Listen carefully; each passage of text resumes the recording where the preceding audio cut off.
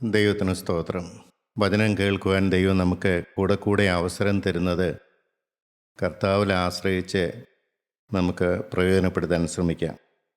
വേദപുസ്തകത്തിലെ യെരമ്യ പ്രവചനം 23-ാം അധ്യായത്തിൻ്റെ 28-ാമത്തെ വാക്യത്തിൻ്റെ അവസാന ഭാഗമാണ് വൈക്കോലും കോതമ്പും തമ്മിൽ ഒക്കുമോ.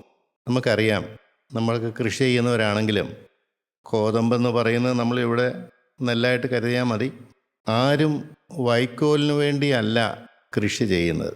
നല്ല വിളവ് ലഭിക്കുന്നത് കോതമ്പായാലും നെല്ലായാലും അതിനു വേണ്ടിയാണ് കൃഷി ചെയ്യുന്നത്.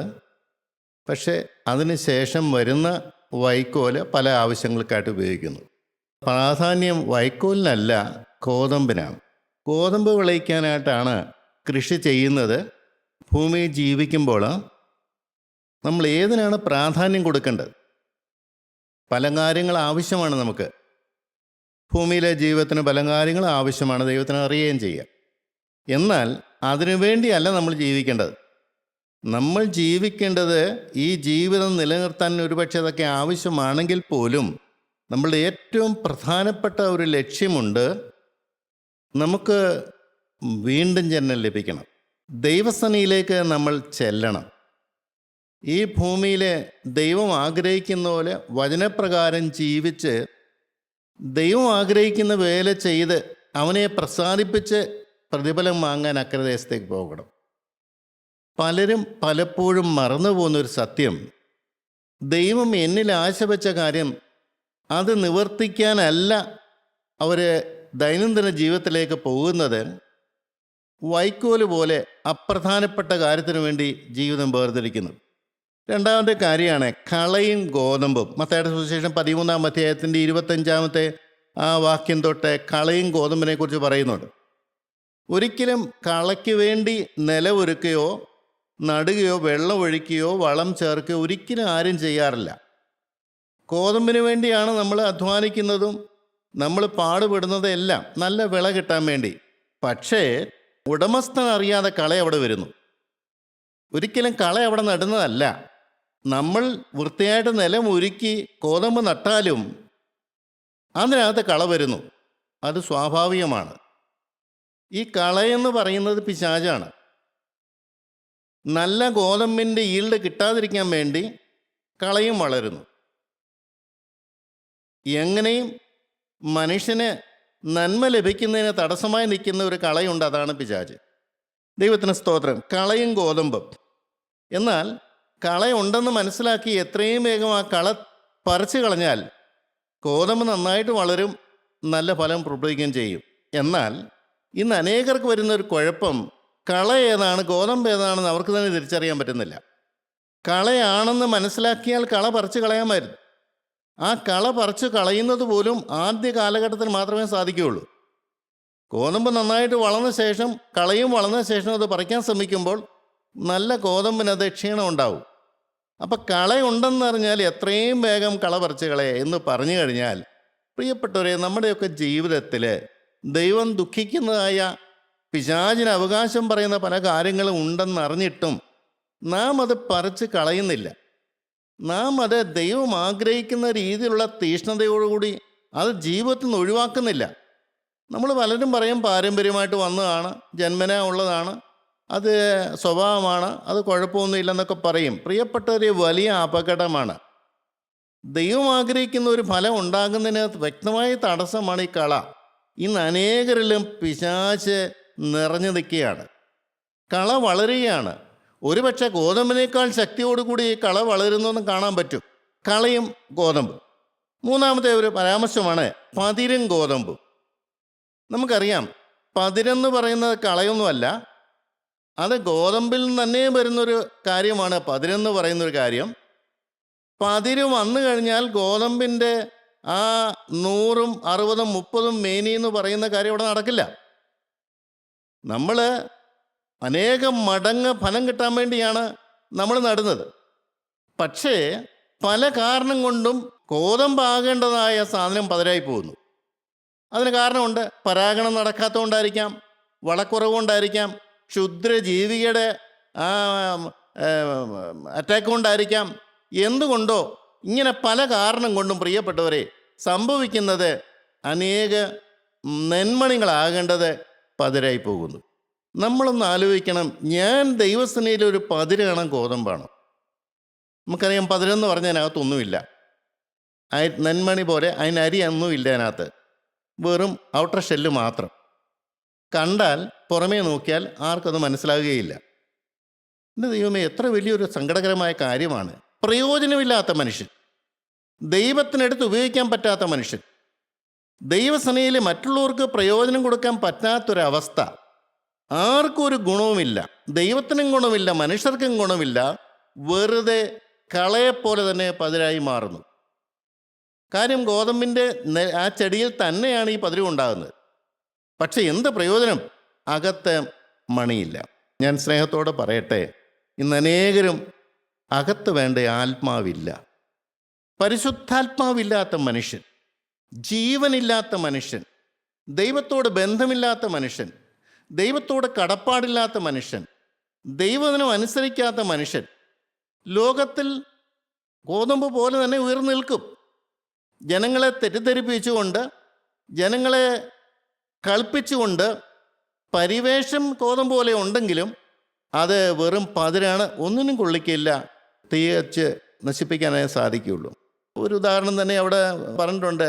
കളയുടെ കാര്യം പറയുമ്പോൾ തന്നെ അവിടെ ഉണ്ട്, കൊയ്ത്തോളം വളരട്ടെന്നാണ് പറയുന്നത്. നമ്മൾ ഓർക്കും, നമ്മുടെ ജീവിതത്തിൽ ഒരു പാപം നമ്മൾ അനുഭവിച്ചാൽ അതിൻ്റെ ശിക്ഷ നമുക്ക് കിട്ടണമെന്നില്ല. അവിടെ യജമാനൻ സങ്കടത്തോട് പറയാണ്, കള വളരുന്നുണ്ട്. കുറെ കഴിഞ്ഞപ്പോഴാണ് മനസ്സിലായത് അത് പറിച്ച് കളയട്ടെ എന്നാണ് ചോദിക്കുന്നത്. ഇല്ല, അത് കൊയ്ത്തോളം വളരട്ടെ. പതിരാണെന്ന് അറിഞ്ഞാലും അതിന് കൊയ്ത്തിൻ്റെ സമയത്ത് മാത്രമേ നെല്ലും പതിരും മാറിയുള്ളൂ. വീശുമുറമുള്ളവൻ വീശും, വീശുമ്പോൾ പതിര് മാറും, നെല്ല് മാറും. പ്രിയപ്പെട്ടവരെ, നമ്മളെല്ലാവരും ഒരു ദിവസം ദൈവസന്നിധിയിൽ നിൽക്കേണ്ടവരാ. ലഭിച്ച താലന്ത് അത് എങ്ങനെ വിനിയോഗിച്ചു എന്ന് കണക്ക് ബോധിപ്പിക്കേണ്ടവരാണ്. നമ്മുടെ ജീവിതം വെറുതെ കളയാനുള്ളതൊന്നുമല്ല. ദൈവം എന്നെ ഭൂമിയിലേക്ക് അയച്ചത് വ്യക്തമായും കൃത്യമായൊരു ഉദ്ദേശം ദൈവത്തിനുണ്ട്. എന്നിൽ കൂടെ വൻ കാര്യം ചെയ്യാൻ ദൈവം ആഗ്രഹിക്കുന്നുണ്ട്. പക്ഷെ ദൈവത്തിൻ്റെ കൺട്രോളിൽ ഞാൻ ആയില്ലെങ്കിൽ എന്ത് പ്രയോജനം? പിശാചിൻ്റെ കയ്യിലേക്കായി കഴിഞ്ഞാൽ പിന്നെ എന്ത് പ്രയോജനം? ഒരു ക്ഷുദ്രജീവിയെപ്പോലെ എനിക്ക് ലഭിക്കേണ്ടതായ ആത്മീയ സമ്പത്തുകളിലും നശിപ്പിച്ച് കളയുന്ന ക്ഷുദ്രജീവിയെ ഞാൻ നേരത്തെ മനസ്സിലാക്കി കളയേണ്ടതായിരുന്നു. കളഞ്ഞില്ല, എന്ത് പ്രയോജനം? കൊയ്ത്തിൻ്റെ സമയം വരുമ്പോൾ അറകളിലേക്ക് ഈ പതിര് പോവുമോ? ദൈവത്തിന് ആദായപരമായി തീരുവോ? എൻ്റെ ജീവിതം കൊണ്ട് ആർക്കെന്ത് പ്രയോജനം? എൻ്റെ ഭാര്യയ്ക്ക് വേണ്ടി ഒന്ന് പ്രാർത്ഥിക്കാൻ പറ്റുമോ? എൻ്റെ മക്കൾക്ക് വേണ്ടി ഒന്ന് ഇടിവിൽ നിൽക്കാൻ പറ്റുമോ? ഒരു സാക്ഷ്യ ജീവിതം എൻ്റെ ജീവിതത്തിലുണ്ടോ? ദൈവം ആഗ്രഹിച്ച പോലെ വളരുന്ന ഒരു ഗോതമ്പ് മണി. കർത്താവ് ഒരു കാര്യം കൂടെ പറഞ്ഞു, ഗോതമ്പണി നിലത്ത് വീണ് ചത്തില്ല എങ്കിൽ അതങ്ങനെ തന്നെ ഇരിക്കും, ചത്തുവെങ്കിലോ വളരെ ഫലമുണ്ടാകും. ആ ഗോതമ്പണിയിൽ നിന്നുകൊണ്ട് വേണം അനേക ഗോതമ്പുണ്ടാകാൻ. ദൈവത്തിൻ്റെ കാര്യപരിപാടി അവിടെ തടയുകയാണ്. അത് പിശാചിൻ്റെ കാര്യങ്ങളൊക്കെ നമ്മൾ പറയാമായിരിക്കും, പക്ഷേ ഞാൻ പിശാചിന് വിട്ടുകൊടുക്കുന്നതുകൊണ്ടാണ് ഞാൻ പതിരായി പോകുന്നത്. സൂക്ഷ്മതയോടെ ജീവിതം നോക്കിയിരുന്നെങ്കിൽ ഇത് ഗോതമ്പണി ആകാമായിരുന്നു. നാലാമത്തെ കാര്യമാണ് കല്ലായുള്ള ഹൃദയവും തകർന്ന ഹൃദയവും. എസെക്കിയേൽ പ്രവചനം 11-ാം അധ്യായത്തിൻ്റെ 19-ാമത്തെ വാക്യത്തിൽ കല്ലായുള്ള ഹൃദയത്തെക്കുറിച്ച് പറയുന്നുണ്ട്. സങ്കീർത്തനം 51-17 തകർന്ന ഹൃദയത്തെക്കുറിച്ചും പറയുന്നുണ്ട്. ഈ ആത്മീയ ലോകത്തിൽ ഏറ്റവും ഗൗരവമേറിയ ഒരു കാര്യമാണ് ഹൃദയത്തിൻ്റെ കല്ലിച്ച അവസ്ഥ, ഹൃദയത്തിൻ്റെ തകർന്ന അവസ്ഥ. സ്വാഭാവികമായും എല്ലാ മനുഷ്യരും അവർ ദൈനംദിന ജീവിതത്തിൽ മുന്നോട്ട് പോകുമ്പോൾ ഒരു ഹൃദയ കാഠിന്യം ഉണ്ടാവും, ഹൃദയം കഠിനമാകും. എന്ന് പറഞ്ഞാൽ പാപത്തോടുള്ള സെൻസിറ്റീവ്നെസ്സിനെ കുറിച്ച് ബോധമില്ല. ദൈവത്തിൻ്റെ വചനപ്രകാരമാണോ എൻ്റെ ജീവിതം തിരിഞ്ഞു നോക്കിക്കൊണ്ട് ദൈവസേനയിൽ അനുതാപത്തോടെ കടന്ന പാപത്തോട് യാത്ര പറഞ്ഞ് ഉപേക്ഷിച്ച് പുതിയ തീരുമാനമെടുത്ത് ദൈവത്തിൻ്റെ വചനപ്രകാരം ജീവിക്കാൻ സമർപ്പിക്കപ്പെട്ട ജീവിതമല്ല. സ്വന്തം ന്യായങ്ങളും സ്വന്തം നീതിയിലും മുറുകെ പിടിച്ചുകൊണ്ട് എനിക്ക് വലിയ കുഴപ്പമൊന്നുമില്ല എന്ന് പറഞ്ഞുകൊണ്ട് പ്രിയപ്പെട്ടവരെ ആത്മാവിൻ്റെ ശരിയായിട്ട് അവസ്ഥ തിരിച്ചറിയുന്നില്ല. എനിക്ക് എന്നെക്കുറിച്ച് നല്ല അഭിപ്രായമാണ്, അതുകൊണ്ട് ഞാൻ ദൈവസേനയിലേക്ക് പോവുകയോ വചനം നോക്കുകയോ എൻ്റെ ജീവിതത്തിൻ്റെ കുറവെന്താൻ തിരിച്ചറിയുകയോ ചെയ്യാതെ തന്നെത്താൻ ഒരു ലക്ഷ്യം വെച്ച് അങ്ങ് പോവുകയാണ്. കല്ലായുള്ള ഹൃദയം, കഠിന ഹൃദയം ആർക്കും രൂപാന്തരപ്പെടുത്താൻ പറ്റത്തില്ല, ആർക്കും പാപബോധം കൊടുക്കാൻ പറ്റില്ല. എൻ്റെ ശരിയിൽ ഉറച്ചു നിൽക്കുന്ന ഒരു ജീവിതം, കഠിന ഹൃദയം. ആ കഠിന ഹൃദയത്തിൽ എല്ലാ പാപവും ഉണ്ട്. പ്രകടമായ പാപം വെളി വന്നേക്കാം, അല്ല വെളി വരാതിരിക്കുന്ന അകത്തെ പാപമുണ്ട്. രണ്ടായാലും ദൈവം നോക്കി ദുഃഖിക്കുന്ന ഒരു ഹൃദയം. നമുക്കറിയാം, വചനം ഇരുവായ്ത്തലയുള്ള വാളുപോലെ ചെന്ന് ആ കഠിനമേറിയ ഹൃദയത്തെ പിളർത്തി അകത്തോട്ട് ചെന്നിട്ട് പാപബോധം കൊടുക്കുന്നതാണെന്ന് എബ്രായ ലേഖനത്തിൽ പറയുന്നുണ്ട്. ഈ കല്ലായുള്ള ഹൃദയം പിശാചാണ് കല്ലായുള്ള ഹൃദയമാക്കുന്നത്. അനുതാപമില്ലാത്ത ഹൃദയം, മനസ്സാന്തരമില്ലാത്ത ഹൃദയം, ദൈവസന്നിധിയിലേക്ക് ചെല്ലാത്ത ഹൃദയം, ദൈവത്തെ തള്ളിക്കളയുന്ന ഹൃദയം. എന്നാൽ അപ്പുറയൊരു ഹൃദയമുണ്ട്, തകർന്ന ഹൃദയം.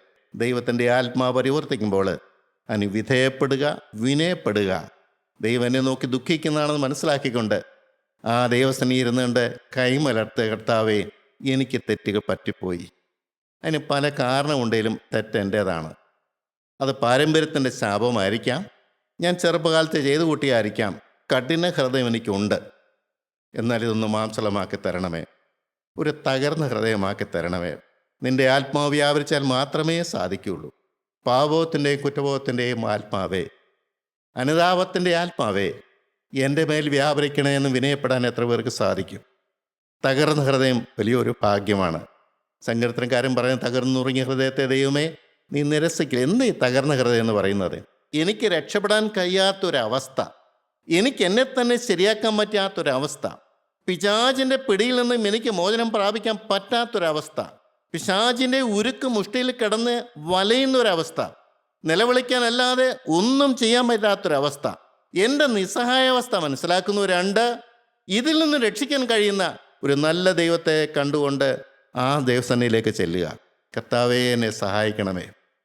ദൈവം ഏറ്റവും സന്തോഷത്തോടെ കേൾക്കാൻ ആഗ്രഹിക്കുന്നൊരു കാര്യം, എനിക്ക് തെറ്റുപറ്റിപ്പോയി, എൻ്റെ കഴിഞ്ഞ കാലങ്ങൾ പാഴായിപ്പോയി, ഞാൻ ശത്രുവിന് ഇടം കൊടുത്തുപോയി, ഞാൻ സ്വർഗരാജ്യത്തിന് അന്യപ്പെട്ടു പോയി, ഞാൻ നിൻ്റെ ഹൃദയത്തെ വേദനിപ്പിച്ചു പോയി, നിന്നോടാണ് ഞാൻ പാപം ചെയ്തു പോയത്, എന്നോട് ക്ഷമിക്കണമേ, പൊറുക്കണമേ എന്ന് നിലവിളിച്ചുകൊണ്ട്, കർത്താവേ എൻ്റെ ഹൃദയം ഒന്ന് തകർത്ത് തരണമേ, പാപബോധവും കുറ്റബോധവും എനിക്ക് തരണമേ, എന്നെ നിൻ്റെ മകനാക്കി തീർക്കണമേ. ഇതിനു വേണ്ടിയല്ലയോ നീ ക്രൂശിൽ പെടഞ്ഞു ഭരിച്ചത്? തിരക്തം എൻ്റെ മേൽ തളിക്കണമേ, നിൻ്റെ ആത്മാവിനെ എൻ്റെ മേൽ പകരണമേ. ഇനിയും പാപത്തിൽ വീഴാതെ വണ്ണം ഒരു സുന്ദരമായൊരു ജയജീവിതം എനിക്ക് തരണമേ. നിൻ്റെ മകനെ പോലെ നിൻ്റെ തിരക്തം എൻ്റെ മേൽ തളിച്ച് നീ എൻ്റെ കരം പിടിക്കാൻ ഇറങ്ങി വരണമേ. സ്വർഗം കേൾക്കാൻ കൊതിക്കുന്ന ഒരു ഹൃദയമാണ്. ഇന്ന് തകർന്ന ഹൃദയം ഇല്ലെന്ന് അനേകർ പറയാറുണ്ട്, കല്ലായിപ്പോയെന്നും പറയാറുണ്ട്. എൻ്റെ പ്രിയരെ, അതിനെല്ലയോ ക്രിസ്തു ക്രൂശിൽ പെടഞ്ഞു മരിച്ചത്. എൻ്റെ കഠിന ഹൃദയത്തെ മാറ്റാൻ ദൈവത്തിൻ്റെ ആത്മാവിന് മാത്രം കഴിയുന്ന ഒരു കാര്യമാണ്. തെറ്റ് സമ്മതിച്ചുകൊണ്ട് ചെല്ലാൻ പറ്റുമോ? അടുത്ത കാര്യം നമുക്ക് നോക്കാം. മരണത്തിൻ്റെ വഴിയും ജീവൻ്റെ വഴിയും. യെരമ്യാ 21:8 നമുക്കൊന്ന് വായിച്ചു നോക്കാം. യഹോവ ഇപ്രകാരം അരുളി ചെയ്യുന്നു, ഇതാ ഞാൻ ജീവൻ്റെ വഴിയും മരണത്തിൻ്റെ വഴിയും നിങ്ങളുടെ മുമ്പിൽ വെക്കുന്നു. ദൈവം ചോയ്സ് വെച്ചു കൊടുക്കുകയാണ് മനുഷ്യൻ്റെ മുമ്പിലേക്ക്. മനുഷ്യൻ്റെ വിവേചന അധികാരത്തെ മാനിച്ചുകൊണ്ട് ഈ ഭൂമിയിൽ ജീവിക്കുമ്പോൾ അവന് സ്വാതന്ത്ര്യം കൊടുത്തിട്ടുള്ളത് കൊണ്ട് നന്മ തിന്മകളുടെ വൃക്ഷത്തിൻ്റെ ഫലം തിന്നാം, തിന്നാതിരിക്കാം. എൻ്റെ ഹൃദയത്തിൽ പിശാചിനിടം കൊടുക്കാം, കൊടുക്കാതിരിക്കാം. എൻ്റെ ദൈവത്തെ മാനിക്കാം, ബഹുമാനിക്കാം, ആദരിക്കാം, സ്നേഹിക്കാം, അവൻ്റെ കൽപ്പന അനുസരിക്കാം. അല്ല, എനിക്കത് വേണ്ട, എനിക്ക് മറിച്ച് മറ്റു വഴിയിലേക്ക് പോകാൻ സാത്താൻ ഇടം കൊടുത്തുകൊണ്ട് ജീവിക്കാം. ദൈവം ആരെയും ഒന്നും ശിക്ഷാവധി ഇപ്പം കൊടുക്കുന്നില്ല. എനിക്ക് സ്വാതന്ത്ര്യമുണ്ട്, എനിക്കിഷ്ടം പോലെ ജീവിക്കാം. മരണത്തിൻ്റെ വഴി തിരഞ്ഞെടുക്കാം. പിശാചിൻ്റെ വഴിയാണ്, ലോകത്തിൻ്റെ വഴിയാണ്, ലോകത്തിൽ അനേകർ പോകുന്ന വഴിയാണ്, വിശാലമായ വഴിയാണ്, സുഖകരമായ വഴിയാണ്, സന്തോഷത്തോടും ഉല്ലാസത്തോടും ജീവിക്കാൻ പറ്റിയ വഴിയാണ്. എന്തും തിന്നാം, എന്തും കുടിക്കാം, എന്തും കാണാം, എങ്ങനെയും ജീവിക്കാം.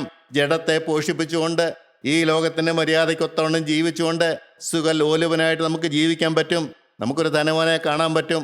ആ വിഷയത്തിലേക്ക് കടക്കാനല്ല. ആ ധനവാൻ ഒരു പാപവും ചെയ്തായിട്ട് അവിടെ എഴുതി വെച്ചിട്ടില്ല. അവനെക്കുറിച്ച് പറഞ്ഞിരിക്കുന്ന ഒരേ ഒരു കാര്യം, ദിനം പ്രതി പട്ടും ധൂമ്രവസ്തുവും ധരിച്ചുകൊണ്ട് സുഖിച്ച് ജീവിച്ചു. അതൊരു പാപമാണോ? ഉണ്ട് പ്രിയരെ, പാപമുണ്ട്. ആത്മാവിനെ കരുതാതെ ജഡസുഖങ്ങളുടെ പിന്നാലെ പോയാൽ, ലോകസുഖങ്ങളുടെ പിന്നാലെ പോയാൽ, ഒരു മനസ്സാന്തരം ലഭിക്കണമെന്ന് മനസ്സിലാക്കിക്കൊണ്ട് എനിക്കതില്ലല്ലോ എന്ന് മനസ്സിലാക്കാം. എൻ്റെ മേൽ പാപമുണ്ടല്ലോ, അത് ഹൃദയപാപമാകാം, അതെൻ്റെ ജീവിതത്തിൽ നിന്ന് മാറുന്നില്ലല്ലോ പിശാചിന് ഇടം കൊടുത്തു പോയല്ലോ എന്ന് ചിന്തിക്കാതെ ഈ ലോക കാര്യങ്ങളിനകത്ത് വ്യാപൃതരായി സുഖിച്ച് പൊളച്ച് നടക്കുന്ന ഒരു ധനവാനെ അവിടെ കാണാം. ലൂക്കോസിന്റെ 12-ാം അധ്യായത്തിനകത്ത് അവിടെ മൂഢനായ ഒരു ധനവാനെയും കാണാം. തിന്നുക, കുടിക്കുക, ആനന്ദിക്കുക എന്ന് പറഞ്ഞുകൊണ്ട് ധനം സമ്പാദിച്ചു കൂട്ടി അതിൽ സന്തോഷിക്കുന്ന ഒരു മനുഷ്യൻ. അതാണ് മരണത്തിൻ്റെ വഴി. ആത്മാവ് മരിച്ചിരിക്കുകയാണ്. പിശാചാണ് അകത്ത് വാഴുന്നത്. പിശാചാണ് അവനെ കൊണ്ട് ഇതിൻ്റെ പിന്നാലെ എല്ലാം പോയിക്കുന്നത്. അവന് പണത്തോടുള്ള ആർത്തി കൊടുക്കുന്നു, ജഡ ഇമ്പങ്ങളുടെ പിന്നാലെ പോകാനുള്ള ആസക്തി കൊടുക്കുന്നു, ആഹാരത്തിൻ്റെ കാര്യത്തിനകത്ത് ആസക്തി കൊടുക്കുന്നു. എൻ്റെ ദൈവമേ, ലോകത്തിലെ ദൈവമല്ലാത്ത സകലത്തിലേക്ക് മനുഷ്യനെ ഡ്രൈവ് ചെയ്തുകൊണ്ട് പോവുകയാണ്, വലിച്ചഴച്ചുകൊണ്ട് പോവുകയാണ്. ഒന്ന് നിന്ന് കൊടുത്താൽ മതി, ഒഴുക്ക് കൊണ്ടുപോയിക്കോളും. ഒന്ന് നിന്ന് കൊടുത്താൽ മതി, ഒന്ന് നോ പറയാണ്ടിരുന്നാൽ മതി, അങ്ങ് കൊണ്ടുപോയിക്കോളും. ആത്മാവിനെ കരുതുന്നില്ല. മരണത്തിൻ്റെ വഴി എന്ന് പറഞ്ഞ അതാണ്. എന്നാൽ ജീവൻ്റെ വഴിയുണ്ട്. ദൈവത്തിന് സ്തോത്രം. ഈ ഭൂമിയിൽ ജീവിക്കുന്ന കാലത്ത് ഒരു ദൈവം എന്നെ സ്നേഹിക്കുന്നു എന്ന് മനസ്സിലാക്കിക്കൊണ്ട്, ദൈവമാണ് എന്നെ ഭൂമിയിലേക്ക് അയച്ചെന്ന് മനസ്സിലാക്കിക്കൊണ്ട്, ദൈവത്തിൻ്റെ കാര്യപരിപാടി എന്നിൽ വെച്ചിരിക്കുന്നത് ഞാൻ എന്താണെന്ന് മനസ്സിലാക്കിക്കൊണ്ട് ദൈവസ്നേഹി താഴുന്നൊരു ജീവിതമുണ്ട്. എനിക്ക് തെറ്റുണ്ട്. ഞാൻ സാധാ മനുഷ്യനെ പോലെയാണ്. ശാപത്തിൻ്റെ കീഴിൽ കഴിയുന്ന മനുഷ്യനാണ്. ആഴക്കുഴി കടന്ന മനുഷ്യനാണ്. എനിക്ക് നിലവിളിക്കാനേ പറ്റുകയുള്ളൂ. കർത്താവേ, എൻ്റെ കുടുംബം മോശമാണ്, പാരമ്പര്യം മോശമാണ്, എല്ലാം ശരി തന്നെ. പക്ഷെ നീ എന്നെ സ്നേഹിക്കുന്നുള്ള സത്യം ഞാൻ അറിയുന്നു. നീ എന്നെ വിളിച്ചത് കൊണ്ട്, നീ എനിക്ക് സുബോധം തന്നതുകൊണ്ട് ഞാൻ നിൻ്റെ അടുത്തേക്ക് വരികയാണ്. നിൻ്റെ പിന്നാലെ എനിക്ക് വരണം. എൻ്റെ ബന്ധനം അഴിയണം. പിതാക്കന്മാരുടെ ശാപം ഇനി എൻ്റെ മേലെ വരല്ലേ. എൻ്റെ ശാപം എന്നിൽ കൂടെ എൻ്റെ മക്കളിലേക്ക് പോകാൻ പാടില്ല. അവർക്ക് ദുർഗതി വരാൻ പാടില്ല. അപ്പനായ ഞാൻ സാക്ഷ്യമുള്ള ജീവിതം എനിക്ക് നയിക്കണം. ആത്മാവുള്ളൊരു മനുഷ്യനായിട്ട് എനിക്ക് കഴിയണം. എനിക്ക് അവർക്ക് വേണ്ടിയൊക്കെ ഇടിവിൽ നിൽക്കേണ്ടവരാണ്. എനിക്ക് ദൈവത്തോട് പ്രാഗൽഭ്യമുള്ള ഹൃദയം എനിക്ക് വേണം. എനിക്ക് ദൈവത്തിൻ്റെ വചനം അനുസരിക്കുന്ന ഒരു മനുഷ്യനായിട്ട് ഇവിടെ നിൽക്കണം. എല്ലാവരും പറയും ഈ വചനം അനുസരിക്കാൻ പറ്റില്ല. സകല മനുഷ്യരും പറയും ഇത് പ്രയാസമുള്ള കാര്യമാണ്, ഇതെന്നെ കൊണ്ട് പറ്റുകയില്ല. അനേകർ ഇടറിപ്പോകുമ്പോൾ, സഹോദര ഇടറിപ്പോകല്ലേ, നിനക്ക് സാധിപ്പിച്ചു തരുന്ന ദൈവമുണ്ടെന്ന് പറഞ്ഞു കൊടുക്കാൻ അനുഭവിക്കുന്ന ആരെങ്കിലും വേണ്ടേ? ദൈവത്തിന് സ്തോത്രം. അനുഭവിക്കുന്ന സാക്ഷികളെയാണ് ദൈവത്തിന് വേണ്ടത്. വചനം അനുസരിക്കാൻ പറ്റും, ദൈവത്തെ കാണാൻ പറ്റും, ദൈവ സാന്നിധ്യം കിട്ടും. പ്രാർത്ഥിച്ച കേൾക്കുന്ന ഒരു ദൈവമുണ്ട്. ദൈവം താഴേക്ക് ഇറങ്ങി വരും. മനുഷ്യരോടുകൂടി വസിക്കുന്ന ഒരു ദൈവമുണ്ട്. മനുഷ്യനെ തലോടുന്ന ദൈവമുണ്ട്. കണ്ണുനീർ തുടയ്ക്കുന്ന ഒരു ദൈവമുണ്ട്. ഭവനത്തിലേക്ക് വരുന്നൊരു ദൈവമുണ്ട്. ഇത് പറഞ്ഞു കൊടുക്കാൻ ആരുണ്ട്? പാപം ചെയ്യാതെ ജീവിക്കാൻ പറ്റുമെന്ന് പറഞ്ഞു കൊടുക്കാൻ ആരുണ്ട്? പാപത്തിനുമേ ജയമുള്ളവനല്ലേ അത് സാധിക്കുകയുള്ളൂ. ക്രിസ്തു നിറഞ്ഞു നിൽക്കുന്നവനല്ലേ അത് സാധിക്കുകയുള്ളൂ. പാപം തൊടാതെ ദൈവത്തിൻ്റെ വേലിക്കെട്ടുള്ള ഒരു മനുഷ്യന് മാത്രമല്ലേ അത് പറയാൻ പറ്റുകയുള്ളൂ. തീമതിൽ സംരക്ഷണം എന്നൊക്കെ പറയും. ഇത് ആർക്കുള്ളതാണ്? എന്നെപ്പോലെ നിങ്ങളെപ്പോലെ പാപത്തിൽ പിറന്ന് കഴിഞ്ഞ കാലങ്ങൾ മുഴുവൻ പാപത്തിൽ ജീവിച്ചൊരു വ്യക്തിക്കുള്ളതാണ് വേലിക്കെട്ടുള്ള ജീവിതം, ഈ സുരക്ഷിതമായ ജീവിതം. അതാണ് പറഞ്ഞത്, മരണത്തിൻ്റെ വഴിയുണ്ട്, ജീവൻ്റെ വഴിയുണ്ട്. കൊരിന്ത്യർക്ക് എഴുതിയ ലേഖനം 2-ാമത്തെ ലേഖനം 6:14 വളരെ വിശദമായിട്ട് അവിടെ പറയുന്നുണ്ട്. അവിശ്വാസിയും വിശ്വാസിയും തമ്മിൽ എന്തു ബന്ധം, എന്തൊരു ചേർച്ച. ക്രിസ്തുവും ബലയാലും തമ്മിൽ എന്ത് ബന്ധം. വെളിച്ചവും ഇരുളും തമ്മിൽ എന്ത് കൂട്ടായ്മ. വേർപാട് ആവശ്യമില്ലെന്നൊക്കെ അനേകർ പറയും. പക്ഷെ ദൈവപൈതലായി നയിക്കണമെങ്കിൽ വേർപാട് കൂടിയേ കഴിയുള്ളൂ. വേർപെട്ട് നിന്നേ പറ്റുള്ളൂ. ആരിൽ നിന്ന്? ലോകത്തിൽ നിന്ന്, പിശാചിൽ നിന്ന്, പാപത്തിൽ നിന്ന്, ലോകം മനുഷ്യന്റെ സ്വാധീനത്തിൽ നിന്ന്, ലോകത്തിൽ നിന്നും അവനെ വിളിച്ച് വേർതിരിച്ച ക്രിസ്തുവാ. ആ ലോകത്തോട് അവന് ചേരാൻ പാടില്ല. പാപക്കുഴിയിൽ നിന്നും പൊക്കിയെടുത്തുകൊണ്ടുവന്നവനാണ്. വീണ്ടും പാപത്തിലേക്ക് പോകാൻ പാടില്ല. ഉറപ്പുള്ള പാറമേൽ നിന്ന് ദൈവം നല്ലവനാണെന്ന് സ്തുതിച്ചവനാണ്. അവൻ ഇനിയും ചേറ്റിലേക്ക് പോകാൻ പാടില്ല. ഇവിടെ പറയുന്നുണ്ട് അവിശ്വാസിയും വിശ്വാസിയും. എന്താണ് അവിശ്വാസി എന്ന് പറഞ്ഞ്? എനിക്ക് ദൈവം വേണ്ട, എനിക്ക് ഈ വഴി വേണ്ട, എനിക്ക് കൂട്ടായ്മ വേണ്ട, എനിക്ക് വചനം കേൾക്കേണ്ട താല്പര്യം എനിക്കില്ല, ഞാൻ ലോകത്തിൻ്റെ സുഖങ്ങൾ ആസ്വദിച്ചാൻ പോവും. ആരാ സ്വർഗത്തിൽ പോയിട്ടുള്ളത്? ഇതൊക്കെ പറയാൻ ആർക്കാ കാര്യം? ആര് മരിച്ച് സ്വർഗത്തിൽ പോയി തിരിച്ചു വന്നിട്ടുണ്ടെന്നൊക്കെ ചോദിക്കാൻ അനേക ചോദ്യങ്ങളുണ്ട്. എൻ്റെ പ്രിയപ്പെട്ടവരെ, തികഞ്ഞ അവിശ്വാസിയാണ്. ഒരു ദൈവത്തെ പോലും വിശ്വസിക്കുന്നില്ല. എന്നെ രക്ഷിക്കാൻ സ്വർഗം വിട്ട് ഭൂമിയിലേക്ക് ഇറങ്ങി വന്ന ക്രൂശിൽ പിടഞ്ഞു വരച്ച ഒരു ദൈവമുണ്ടെന്ന് വിശ്വസിക്കാൻ വേണ്ടി സാധിക്കുന്നില്ല. ഈ ക്രൂശിൻ്റെ വചനം അവർക്ക് ഭോഷത്വമാണ്. അതാണ് അവിശ്വാസി എന്ന് പറയുന്നത്. വിശ്വാസത്താലുള്ള രക്ഷ, വെറും വിശ്വാസത്താൽ നേടാവുന്ന രക്ഷ അവന് വേണ്ട. യേശുക്രിസ്തുവിൻ്റെ ക്രൂശിൽ ചെന്നൊന്ന് വിനയപ്പെടാനും സാധിക്കുകയില്ല. യേശുക്രിസ്തുവിൻ്റെ കാഴ്ച കൂട്ടിച്ചെന്ന് വീഴാൻ അവനക്ക് സാധിക്കുകയില്ല. അവൻ എന്നെ മെനഞ്ഞവനാണ്, അവൻ എനിക്ക് വേണ്ടി സ്വർഗം വിട്ട് ഇറങ്ങി വന്നവനാണ്, അവൻ എൻ്റെ നന്മയ്ക്ക് വേണ്ടിയാണ് ക്രൂശിൽ പിടഞ്ഞു വരച്ചത്, ജീവൻ തന്ന് സ്നേഹിച്ചവനാണെന്ന് ആ തിരിച്ചറിവ് പോലും ഇല്ലാതെ അവിശ്വസിച്ച് തള്ളിക്കളഞ്ഞിരിക്കുകയാണ്. അവര് 2 തോണി കാലി ഒട്ടിക്കൊണ്ടുള്ള ജീവിതമാണ്. ചിലരങ്ങനുണ്ട്. ആവശ്യങ്ങൾക്ക് ദൈവം വേണം, അല്ലാത്തപ്പോൾ ലോകമനുഷ്യനെ പോലെ ജീവിക്കും. അങ്ങനെയും ആൾക്കാരുണ്ട്. അവിശ്വാസി തന്നെ പറയും അതൊന്നും സത്യവിശ്വാസമല്ല. എന്നാൽ ഒരു വിശ്വാസി അവൻ രക്ഷ അനുഭവിക്കുന്നവനാണ്.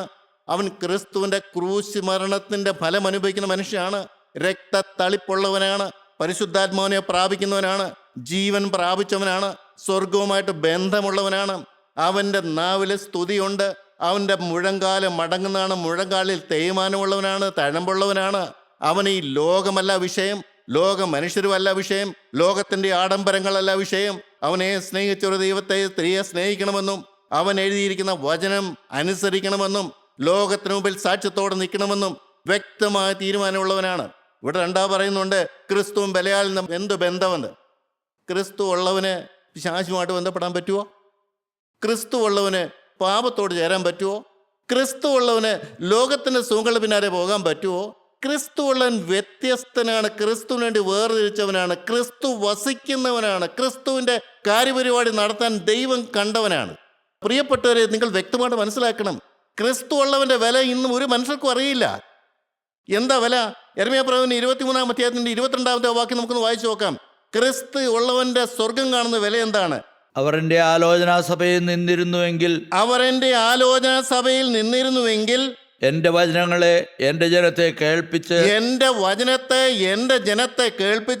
അവരെ അവരുടെ ആകാത്ത വഴിയിൽ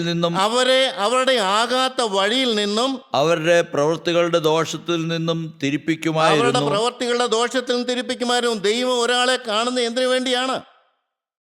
ജീവനുള്ള ദൈവത്തിന് ആളത്തെ പരമാണ്ടി ഭൂമി ഇറങ്ങി വന്ന കർത്താവായ യേശുക്രിസ്തു 3.5 കൊല്ലം ചെയ്ത വേല ചെയ്യാൻ പറ്റില്ല. പിന്നെ ആരെക്കൊണ്ട് പറ്റും? പരിശുദ്ധാത്മാവ് വ്യാപരിക്കുന്ന, പരിശുദ്ധാത്മാവ് പൂർണ്ണമായി നിയന്ത്രിക്കുന്ന ഒരു മനുഷ്യൽ നിന്നുകൊണ്ട് എന്താണ് ചെയ്യുന്നത്? അവരെൻ്റെ ആലോചന സഭയിൽ നിൽക്കുന്നവരാണ്. അവർ ഭൂമി ജീവിക്കുന്നത് ശരിയാണ്.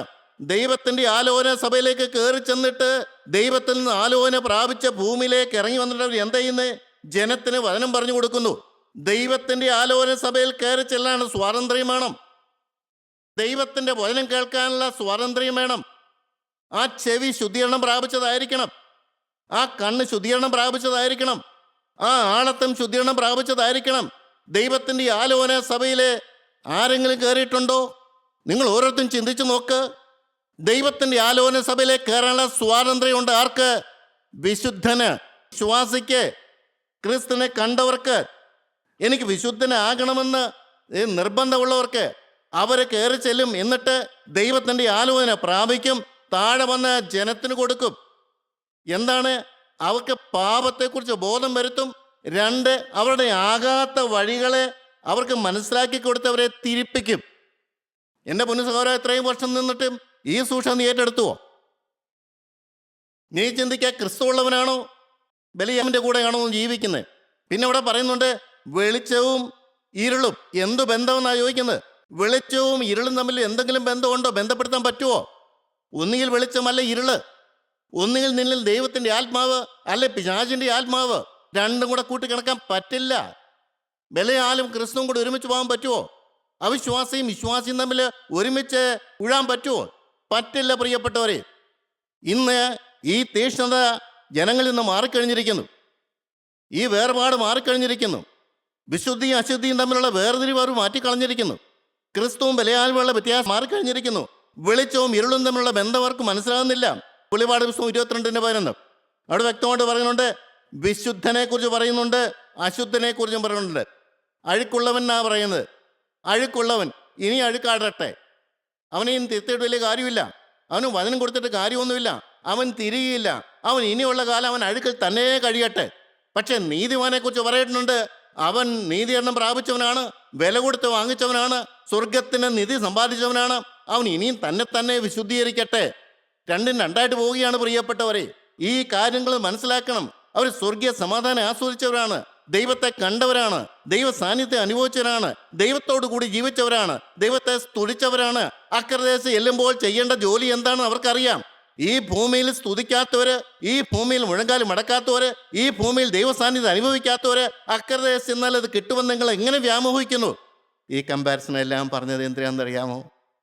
ഈ നല്ല കാലത്ത്, സുബോധമുള്ള കാലത്ത്, ഈ ആരോഗ്യമുള്ള കാലത്ത് ദൈവത്തെ കണ്ടെത്താൻ വേണ്ടി ഭാവത്തോട് യാത്ര പറയുക, ജീവിതം അവൻ്റെ കരങ്ങളിലേക്ക് കൊടുക്കുക. അവൻ എല്ലാ കാര്യങ്ങളും നടത്തും. ദൈവനാമം മാത്രം മഹത്വപ്പെടുവാനിടയാകട്ടെ. ദൈവത്തിന് സ്തോത്രം.